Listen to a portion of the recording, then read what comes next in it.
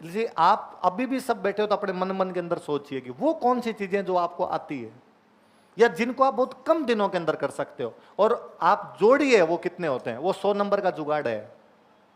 मुझे लगा यार लोग कितने सरल तरीके से और प्री निकाल जाते हैं, जबकि मैं कई बच्चों को देखता हूं कि पूरे दिन पढ़ते रहते हैं, घोटे मारते रहते हैं, और लास्ट टाइम में प्री पास भी हो गया तो जैसे बच्चे फिर प्री के बाद, आप में से खूब सारे लोग होंगे जो प्री के बाद आते हैं, सर मेरे 82 नंबर है, 82 है, अब क्या करूं? तो हम कहते हैं पढ़ाई कर, तेरा प्री हो जाएगा पक्का, पढ़ाई कर। तो उसको लगता है सर को मेंस का बेच बनाना है, इसलिए कह रहे हैं कट ऑफ ही दी जाएगी, बाकी कट ऑफ तो ऊपर जाएगी। कोई ना कोई भैया और मिल जाते हैं उसको, भैया कहते हैं साहब इस बार पेपर अलग ही था, मेरिट ऊपर जाएगी।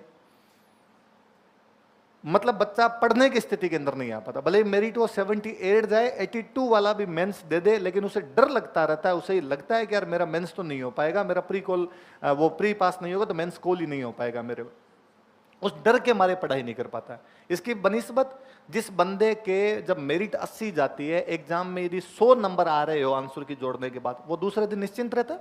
दूसरे दिन ही उसके दिमाग में रहता है अपने को मेंस की तैयारी करनी है। 10 दिन भी यदि खराब होते तो खराब नहीं करता।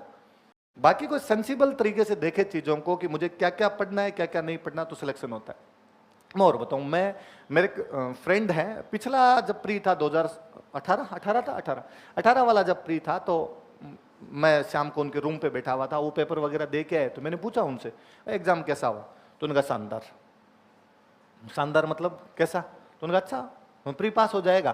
तो उन्होंने यूं पेपर मेरी तरफ उछालते हुए कहा प्री पास, मेरे प्री की कट ऑफ से 50 नंबर ऊपर आएंगे। मतलब कट ऑफ से कितने नंबर ऊपर आएंगे? 50।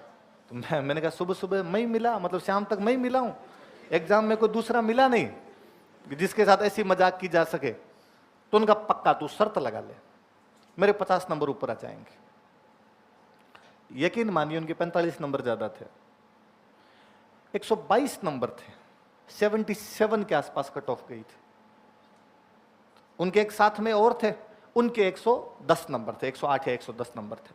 मैंने पूछा उनसे कि तुम ऐसा क्या करते हो, जबकि मैं उनको देखता हूं वो कम पढ़ते हैं, मैंने उनको कभी ज्यादा पढ़ते हुए नहीं देखा, इसलिए मुझे ज्यादा यूं डाउट था इस मामले के अंदर कि तुमसे ना हो पाएगा, तुम ज्यादा ही कर रहे हो ये।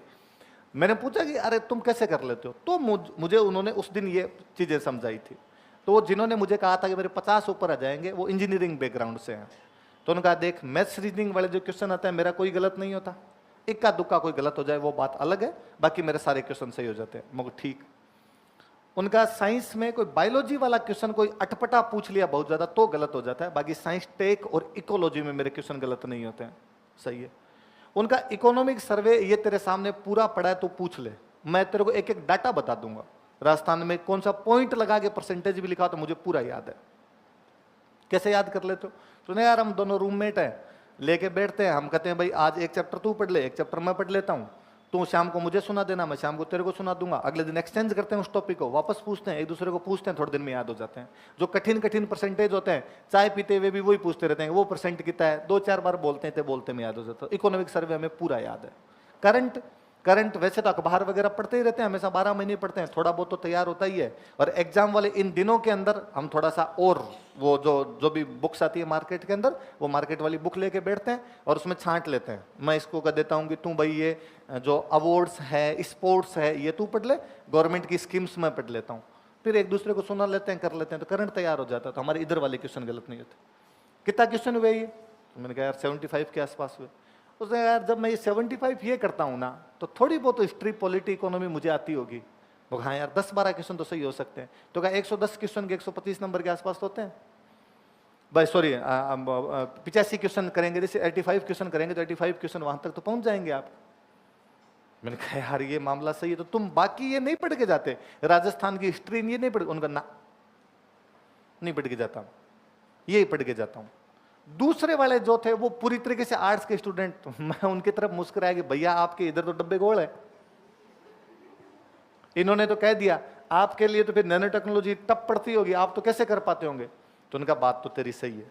तो उनका मैं राजस्थान जीके पढ़ जाता हूं, मगर राजस्थान जीके में 40 क्वेश्चन आते हैं तो आपके कितने सही हो जाते हैं?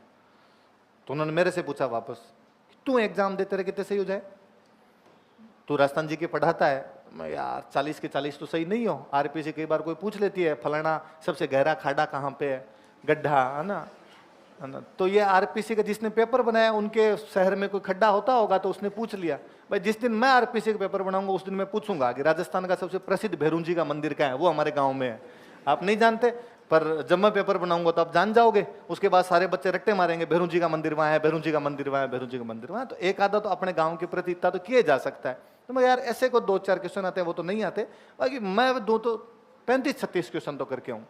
तो तू 35-36 करता तो 40 तो मैं ही कर लेता हूँ भाई। 43 क्या 30 तो मैं भी कर लूँ तेरे, यदि 35-36 हो तो 40 में से 30 तो मेरे भी हो जाए।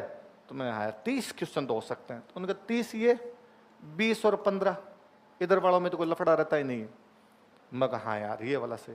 फिर उन्होंने कहा तू इतना अंडर एस्टिमेट मत कर, रीजनिंग वाले मुझे आते हैं, मैथ्स नहीं आती। मम्मी की बुआ के लड़के का पापा के साले मेरे क्या लगते हैं, ये मुझे निकालने आते हैं। इसमें त्रिभुज गिनिए, इसमें डिब्बे गिनिए, इनके लिए कोई आर्किमिडीज का सिद्धांत लगाने की आवश्यकता नहीं है। ये बहुत सिंपल सी चीजें, ये मैं कर लेता हूँ आराम से। तो 7-8 क्वेश्चन मेरे वो भी सही हो जाते हैं। तो ये 75 के आसपास तो इधर पहुंच जाएगा। मैं कहा तो 108 ही तो नंबर हैं, हो गया अंदर जुगाड़िया तो पूरा। इसलिए आप अभी भी सब बैठे हो तो अपने मन के अंदर सोचिए कि वो कौन सी चीजें जो आपको आती है या जिनको आप बहुत कम दिनों के अंदर कर सकते हो, और आप जोड़िए वो कितने होते हैं। वो 100 नंबर का जुगाड़ है।